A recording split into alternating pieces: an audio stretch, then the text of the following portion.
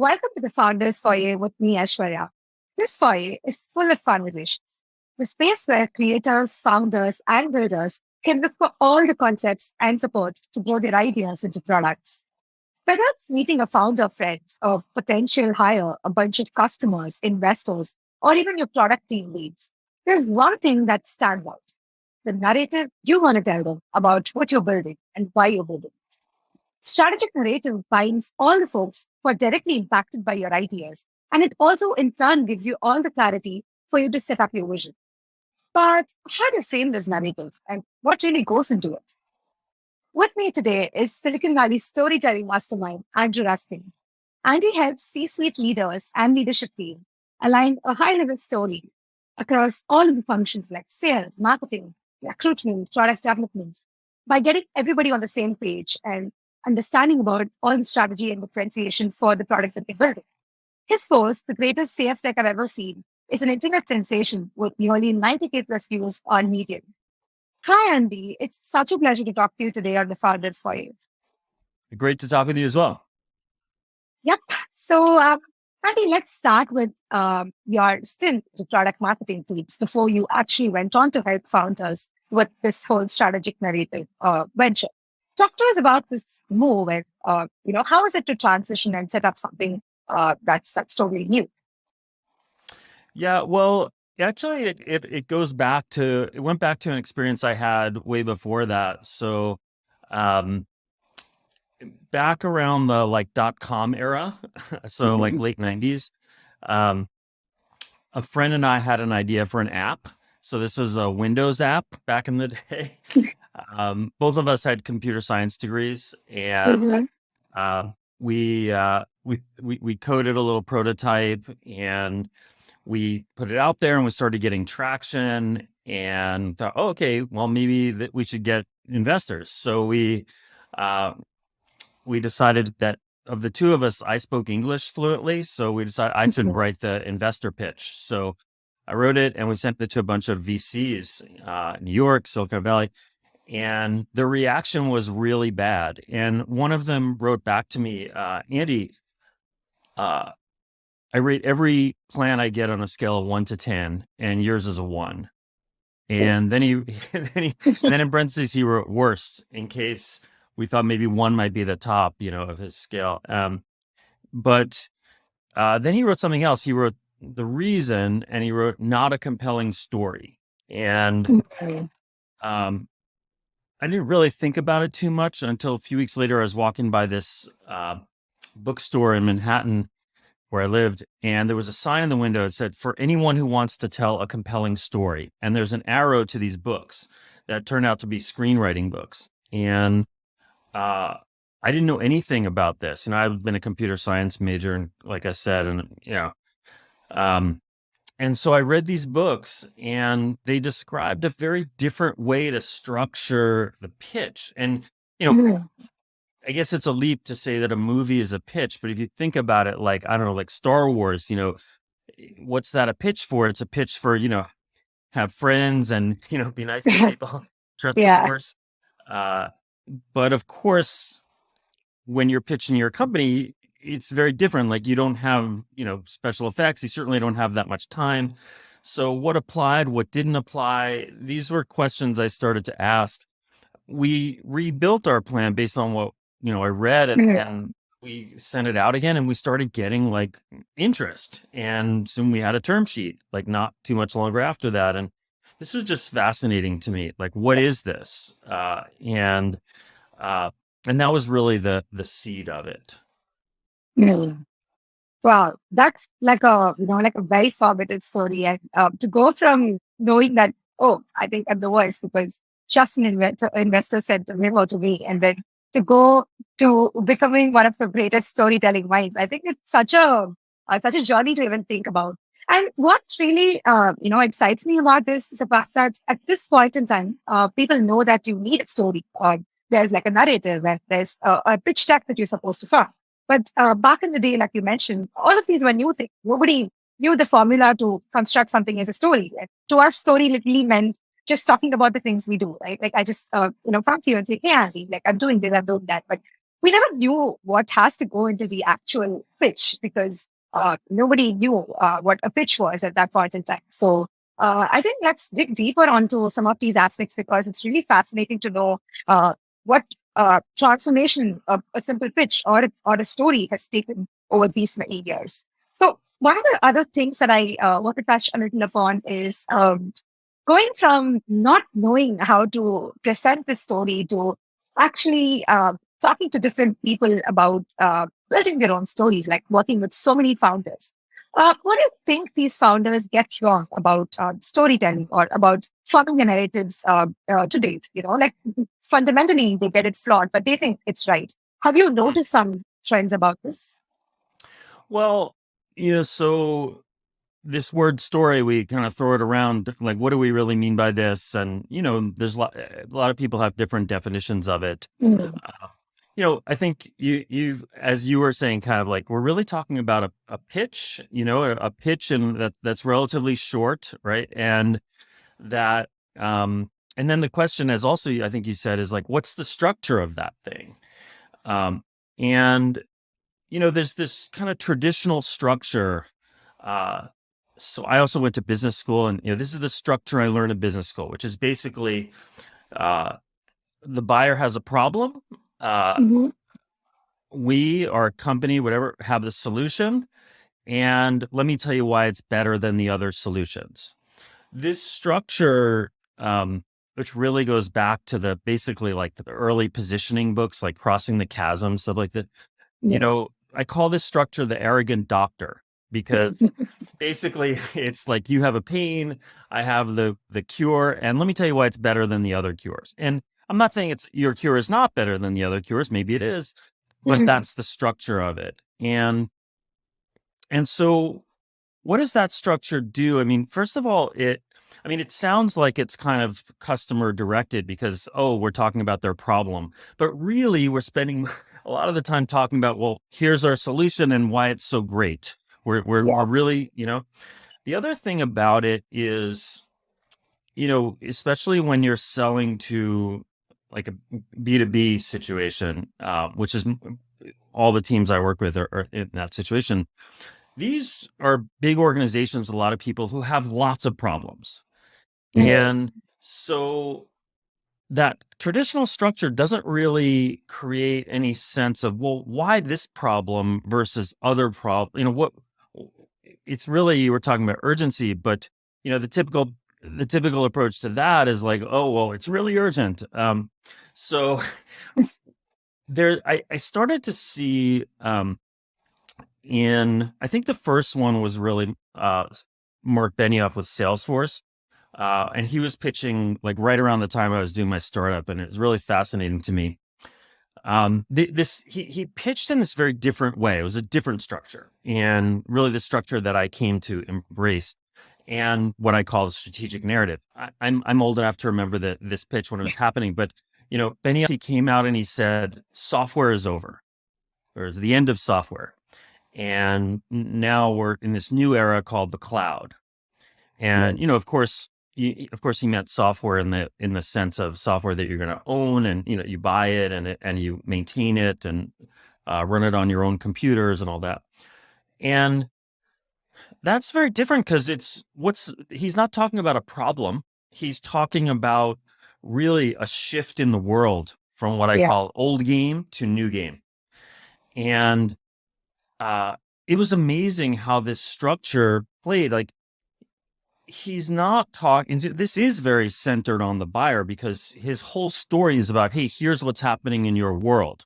Of course, he's going to get to, well, we're going to help you, play that new game and win it. But this old game, new game, in his case, end of software, dawn of the cloud. This structure was, I thought, what was really interesting to me. And then I started seeing it, especially starting around 2015. I started seeing it more and more, especially as the disciples of Benioff started creating their own companies.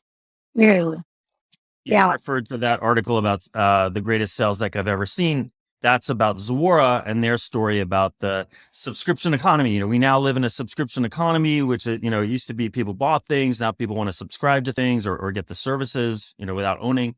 And, the CEO of that company, Tien Tzuo, he was, I think, point number 11 at Salesforce. So it's no accident that this line starts coming from him.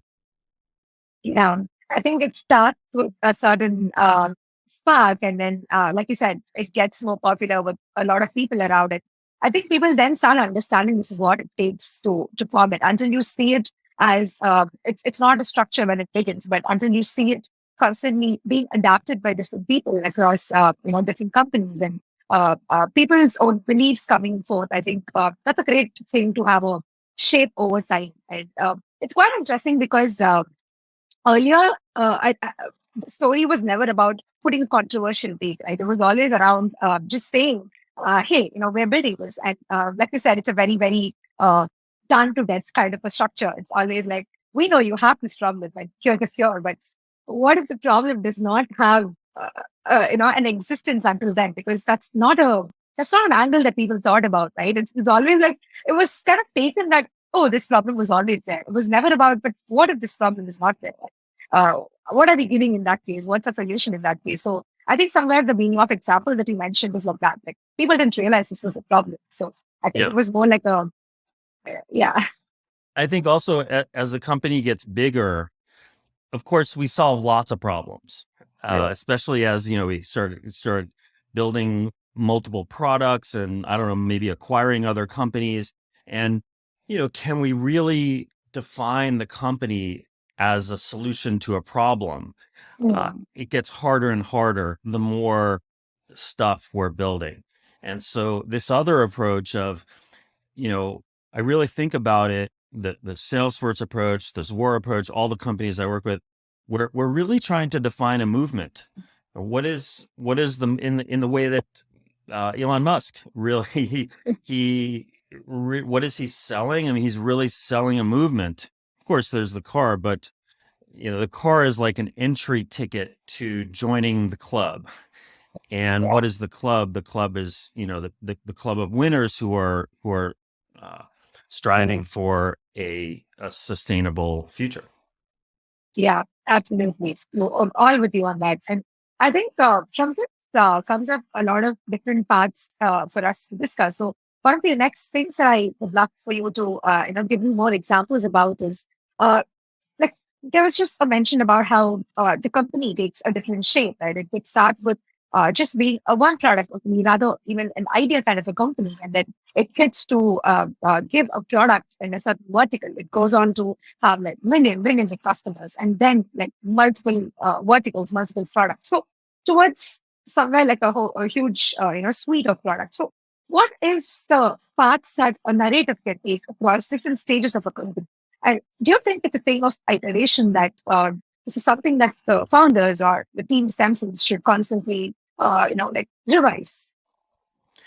Yeah, I think ideally, of course, we're trying to pick a shift in the world, a movement that's going to have some legs that, over time, like I actually heard someone told me that, Salesforce now 22 years later, they're essentially telling the same story. I mean, Mark Benioff every year at Dreamforce, he tells kind of the new story for the year, and it changes every couple of years, and he incorporates some new, like it gets a little bigger or changes a little bit. The latest one was the trusted enterprise. So it's now the era of the trusted enterprise. And of course, he's trying to come up with an umbrella story that covers all the acquisitions they made that year, probably, and make everybody in Salesforce happy. But someone told me who works at Salesforce, you know what? Basically, we're still basically selling end of software. Don't like do this, because there's so many industries still where it's that transition is still happening. So we're looking for something long term, but definitely it can evolve. I think there's two pieces to to your question. One is like at what stages do we need the narrative? And I think obviously, like me as a founder pitching, like it was very, very valuable to sort of come up with this, right? Um, but I'd say most of the companies that I work with, they've hit one of a couple of stages. Like one is where there's this transition. Usually it's around like a series B where the leadership team, one founder put it this way, like up to now, it's been like the brute force of our founding team. We've achieved a lot of success and traction, but we've been in every meeting. The CEO, have been in every sales call, and we're about to transition now to this new thing where we're going to be hiring lots of salespeople, lots of marketing people. I'm not going in product people. I'm not going to be in the room for all these decisions to be made. And I have to give them a narrative that kind of guides them as a North Star. This is why I call it the strategic narrative, because it's not just for marketing or pitching. It's really to give a sense to the whole company of like, why are we building this thing? Right. So that's one transition that happens. And the other one I think happens later on, which you were alluding to, which I mentioned too, which is that where the company starts to diversify in the kind of fields or or it could be horizontally, vertically, whatever that it is operating in. And the old way of telling this sort of simple, hey, you had a problem, we have a solution, it sort of starts breaking down because the problems are so different among the different kinds of audiences we have. And now this narrative, old game, new game structure, it winds up being like a better frame for the whole thing. Right.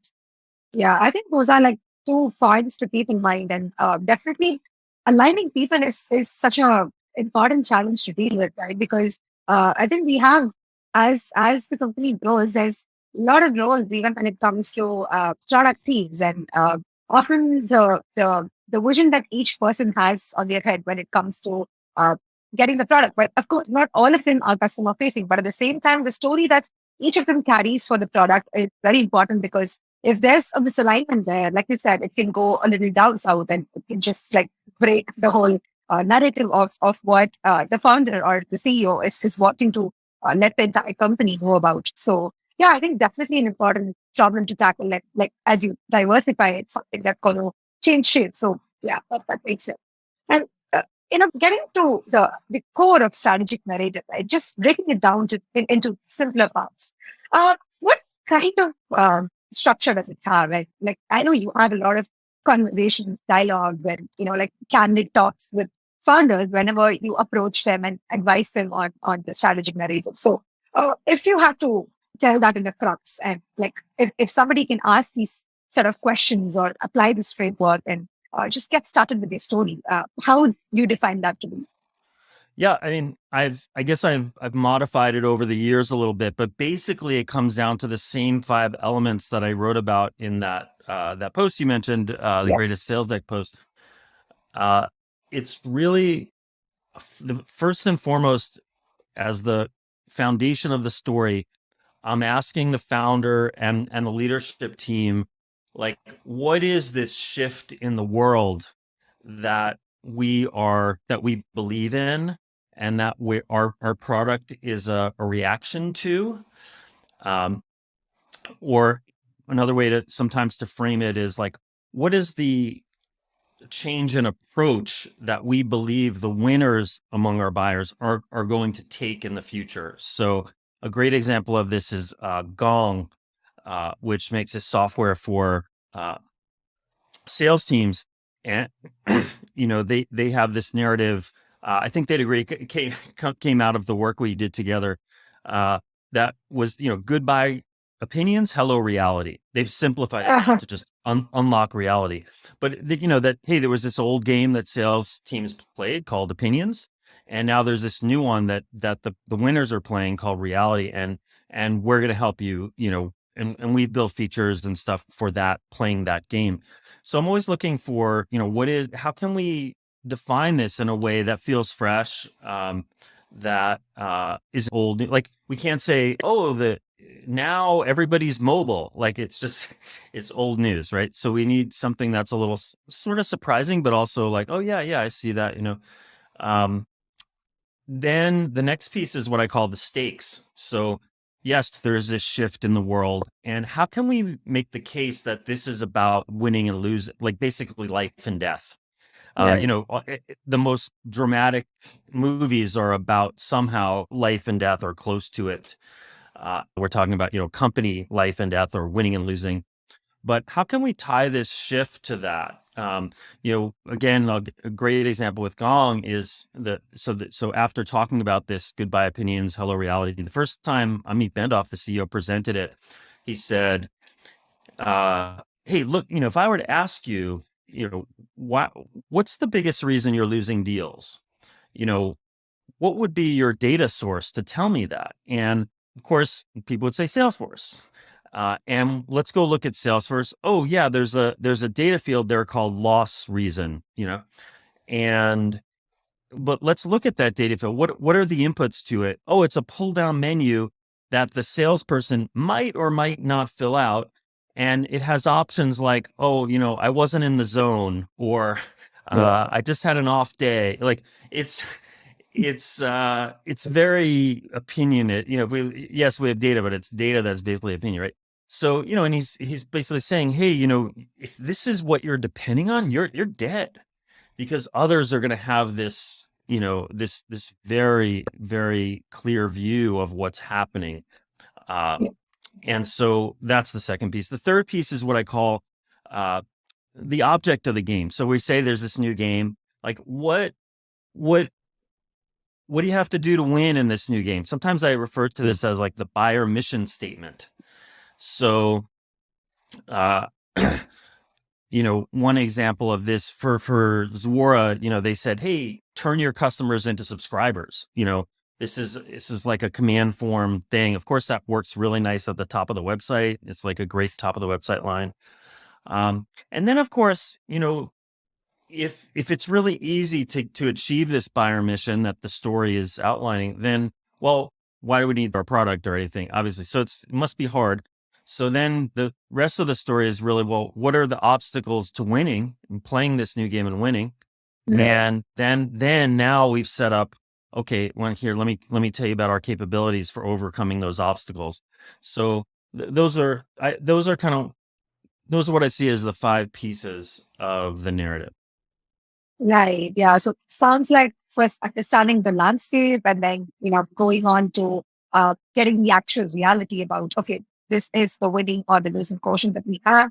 And I think somewhere then, like you said, we're transitioning to helping them see a better picture of where we as a brand come into the picture, right? Like what do we do when this is the kind of problem we solve? So I think what is interesting about this is the first two steps before three, four, five, because 345 is what naturally, like I said, founders usually do. We start often with, hey, we are ready to Yes. picture Yes. what we do. Yes. Like, I think the 1 and 2 is a great segue into the 3, 4, 5, because you're using data points, you're using the actual reality in your terms, and then understanding that, hey, before we move on, this is something that you might want to know about. So, yeah.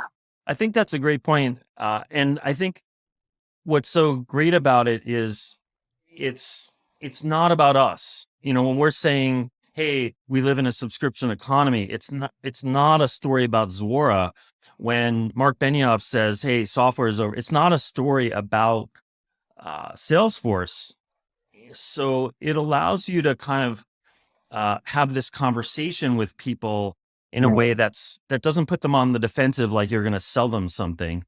Yeah. And then it also creates that frame, that kind of reframing, so that when we do talk about what we're doing, it's very clear why these things matter. They don't just matter to solve a problem. These problems are kind of obstacles to some future we want to have, some, joining the movement and being a part of the club of winners. And this sets it up that way.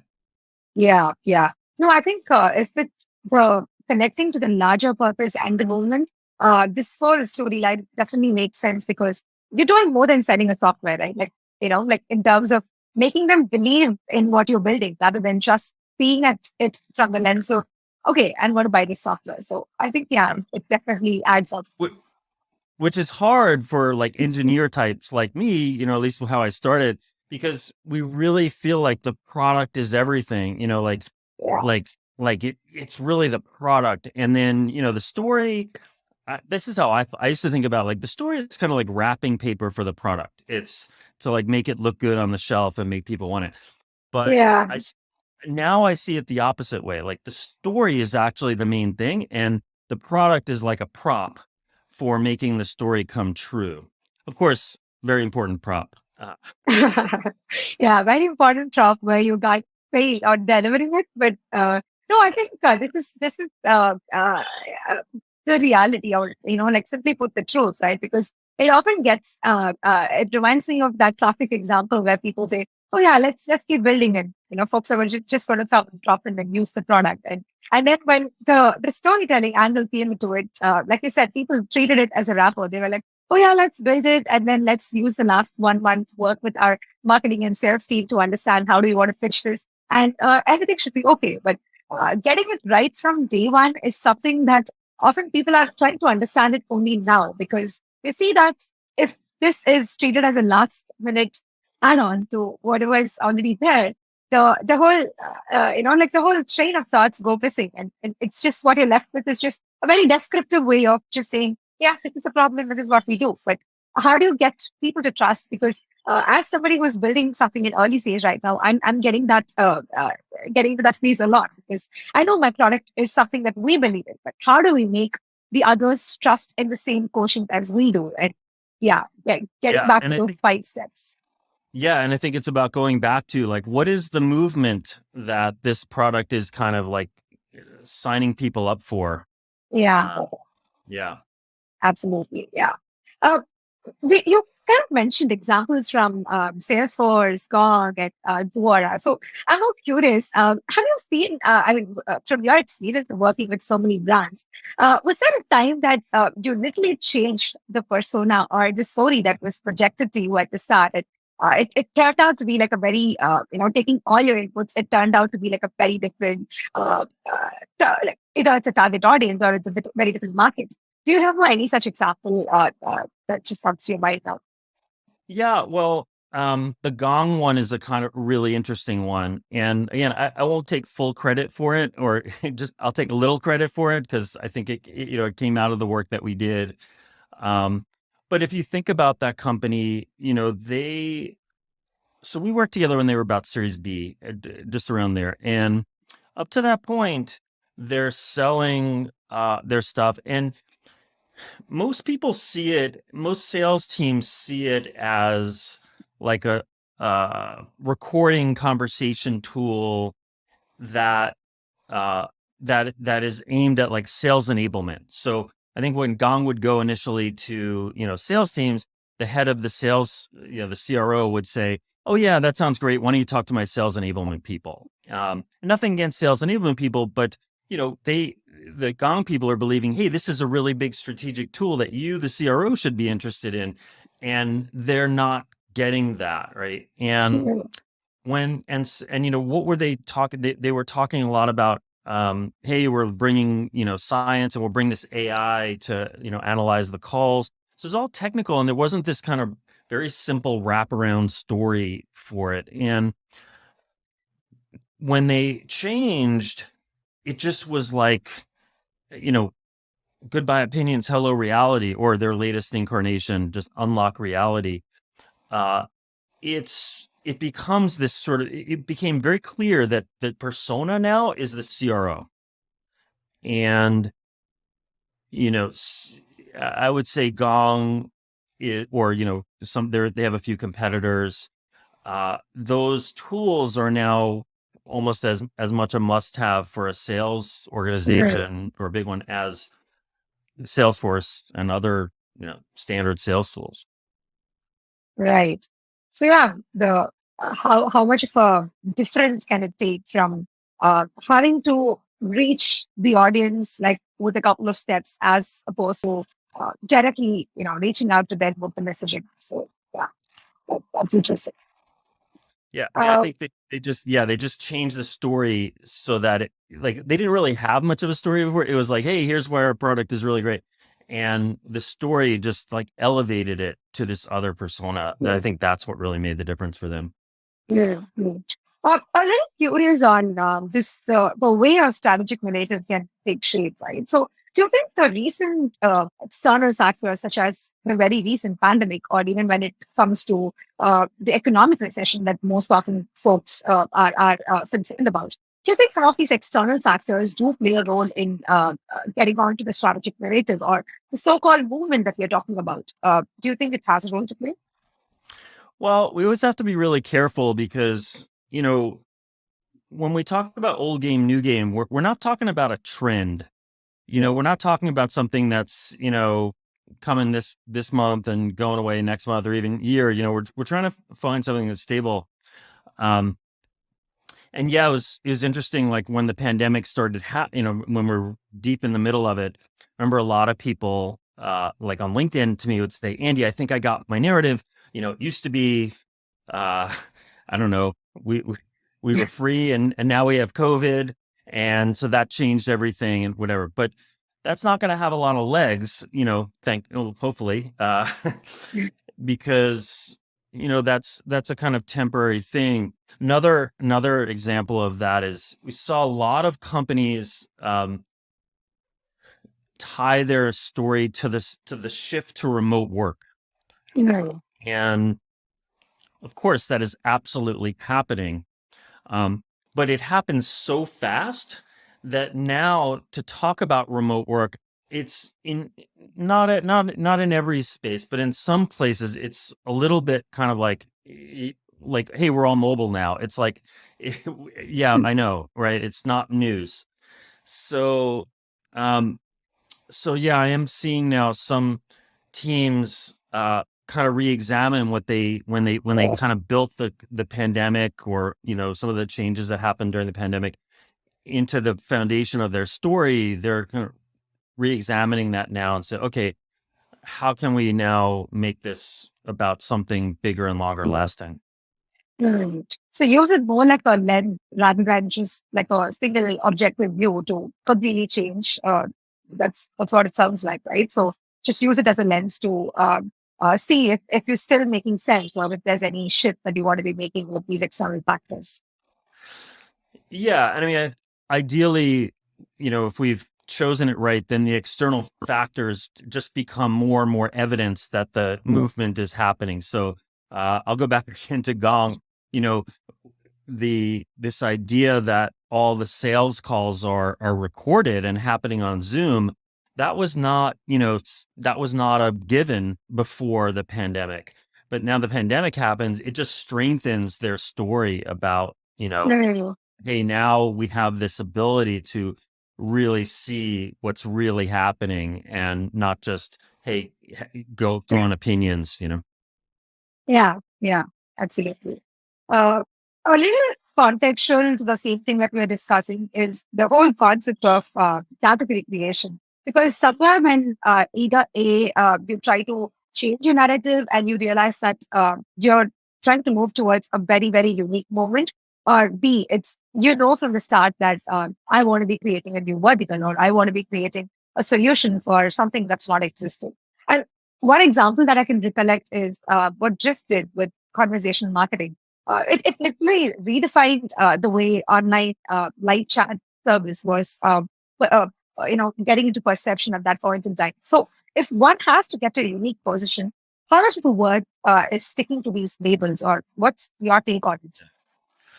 Well, these labels are just kind of, the way I think about these labels is they're kind of like a logo. Like designers will say that a logo is an empty vessel that you pour meaning into.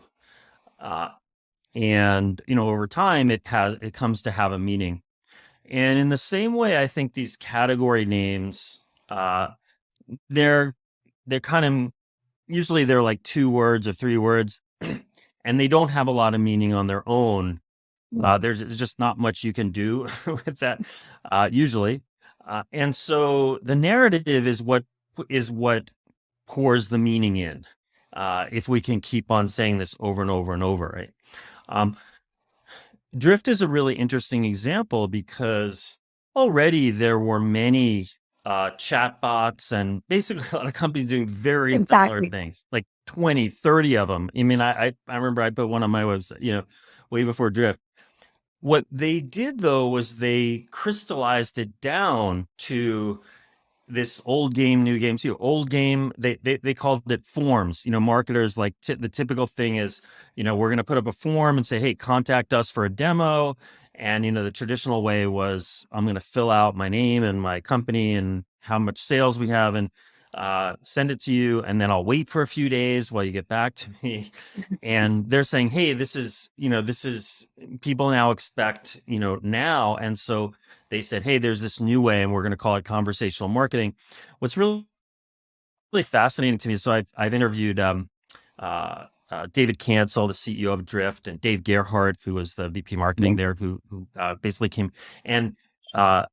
and Dave Cancel, like, he hated that term when he first came up with it. He was like, conversational marketing, like, that is a really long word. Like, can people even spell conversational?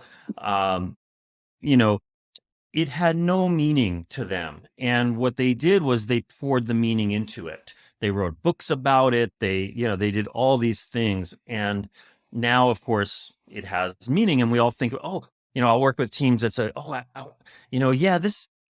want something that's just as super instantly great as conversational marketing. But truth is, even that was not. People can't see it, right? And the other part about that is too, people talk about category creation. So you have a choice, like, am I going to differentiate within a category? Am I going to try and create a new category? And to me, it's kind of a false choice. And the way I like to think about it instead is, what's the movement we're building? And that way, we're always essentially creating a category, even it might be a niche or whatever it is, but we've got our own movement and our own people and our own story that differentiates us from everybody else, without us having to say, oh, we're a little bit better than them because we have this feature. Yeah, more looking into the longer haul and not just as a terminology you want to adopt for piggybacking on the marketing sake, right? So, yeah, that makes sense. And excellent explanation around it, because even I've read a lot of articles and definitely listened to Dave Gerard's podcast as well, where he goes out to say how the whole conversation marketing came into the picture. It was never like, we need 2 words, 3 words, let's just brainstorm and get like a phrase. But I think somewhere it goes deeper into what they believed this experience should not be like. And that's how the terminology came. And yeah, interesting to get to know that. Uh, so we are talking about getting multiple people into picture. And I know in the conversation we touched upon the fact that as the narrative keeps changing, a lot of stakeholders get involved. So this happens in startup scale as well, right? You have sales folks, you have founders, you have marketing, product management, CEO, the top management team.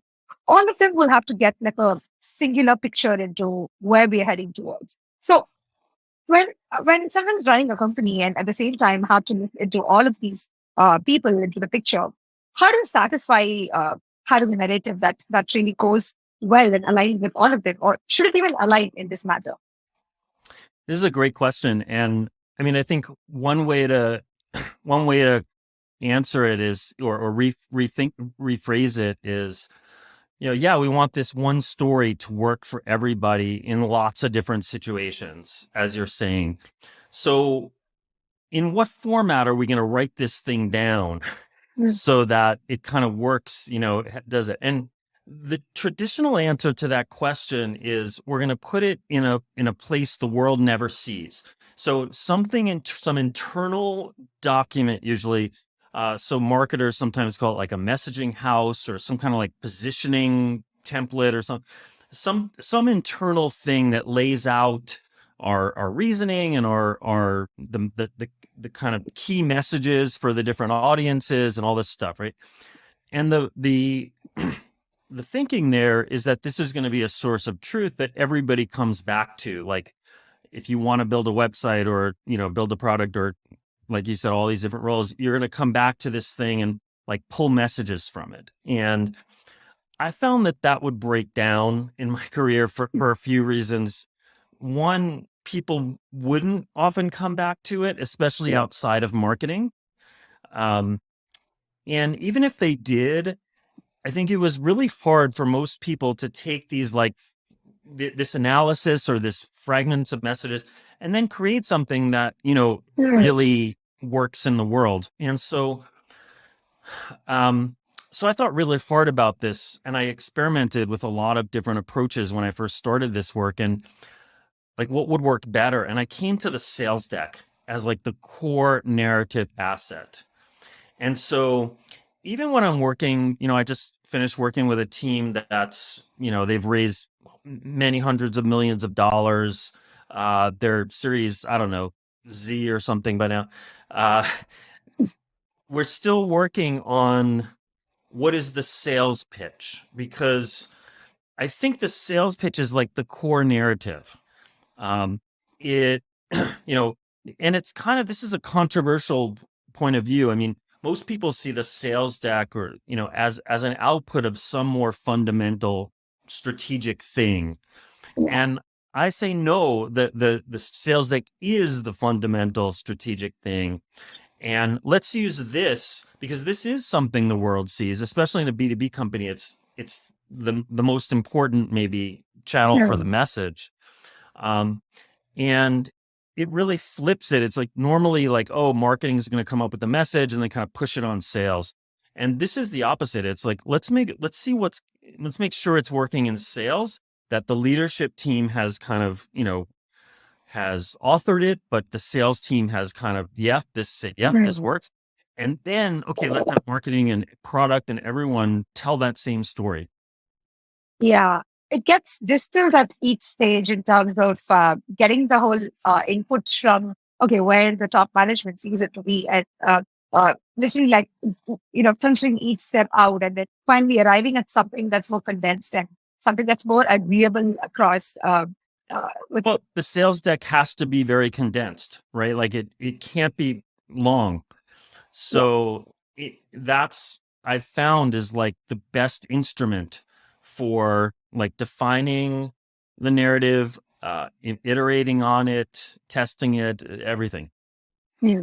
And this step is again going to be something that's ever changing, right? Like getting back to some of our discussions around the moment and the way the external factors are going to change and all of that. So this sales deck will be like a single source of truth for folks to refer to, as well as the fact that it could take a shape across the number of years, and something that's probably started as, in Chip's case, like chatbot in the next a year or two can change into conversation marketing. Yeah, and like you mentioned Drift, a great example because well, I haven't seen their sales deck. I didn't work with Drift, but they have this high level story that's about the shift in the world to conversational marketing, and they're constantly introducing new features that are telling more and more that story, like filling it out. So this sales deck might evolve, and the kind of the steps 4 and 5 we talked about are like, what are the problem, what are the obstacles to a new world of conversational marketing. Okay, well, we're gonna keep solving more and more of them, helping you get over more of them. But the overall frame of conversational marketing, maybe that changes. They actually did change it after Dave left. But they seem to have kind of gone back a little bit to it. Yeah, I noticed that too. No, I think this is a very, very great point that you made in terms of the feature being very much aligned with the story, right? Because getting back to what we were chatting about, how often story is viewed as a wrapper or like an additional layer.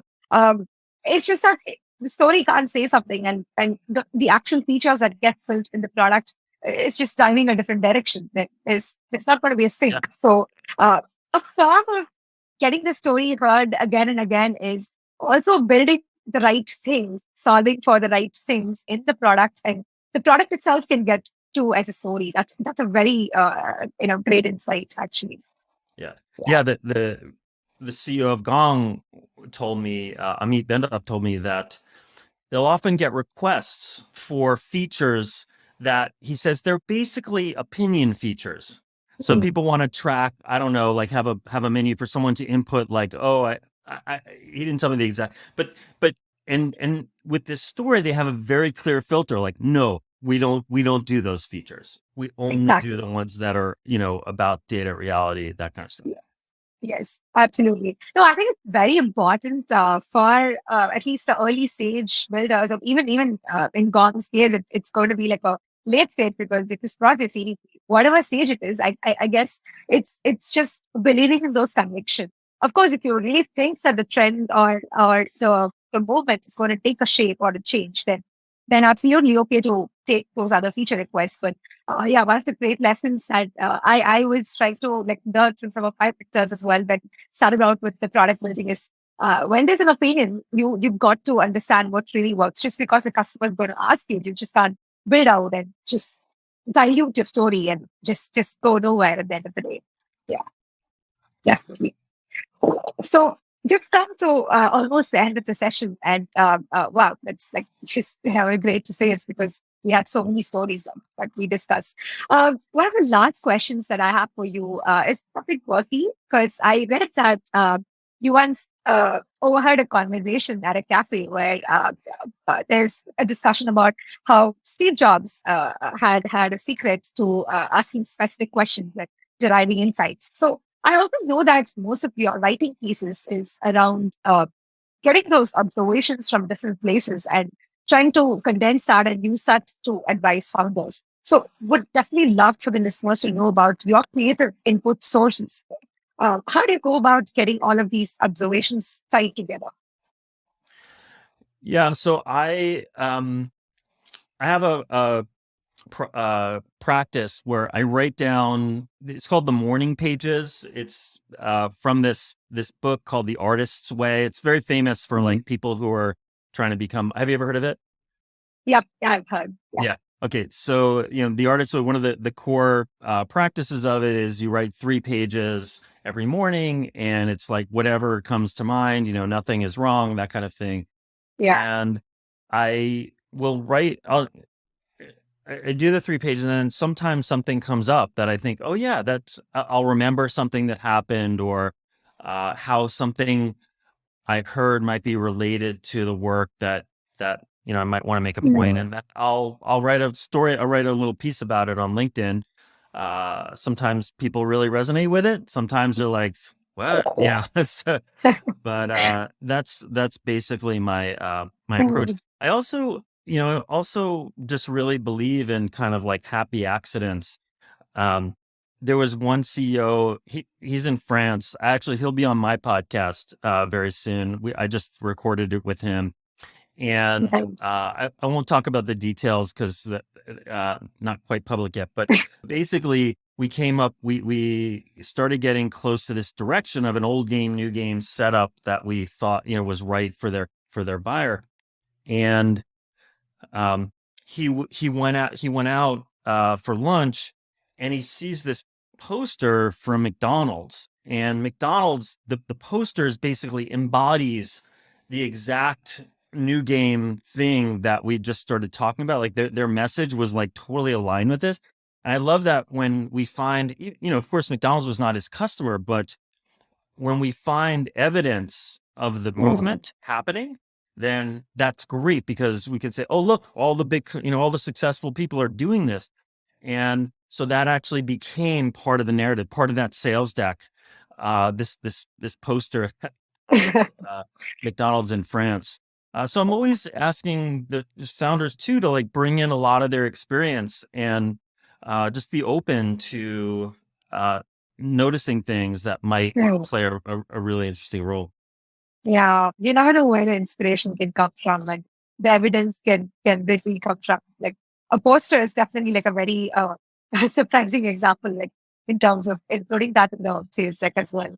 And yeah, I mean, I'm more curious to know stories around your next set of encounters because the cafe conversation was something that I was like, really, what? That's interesting. So yeah. Yeah, the people sitting next to me, one was the founder of probably shouldn't say these. One was the founder of a really popular app, like consumer app, and the other was the CEO of one of the top social networks, and they were and CEO was giving the younger founder, like, yeah, his stories of Steve Jobs' brilliance. That was before COVID. So these days, I'm not really hanging out in too many cafes yet. It's just starting again, but definitely keeping my ears open. Yeah, definitely. And one wouldn't know what stories or what, anecdotes can come our way and could really help with the work, right? So, absolutely. Yeah. Yeah. Yeah. Yeah. Thank you so much, Andy. This has been such a interesting episode for me and for the listeners because we discussed a lot of examples. And what I really loved about it is we went deep into what it was earlier and how was the strategic narrative really bringing a different picture to each of these brands. And the whole strategic narrative as a terminology, even I got to know a lot of things from what you just shared from your experiences. So thank you so much for doing that today. And yeah, I'm super excited to get the story out with the audience. Oh, thanks so much for having me on, Aishwarya. And yeah, and good luck with your startup that you're working on. Yeah, thank you. Thank you so much.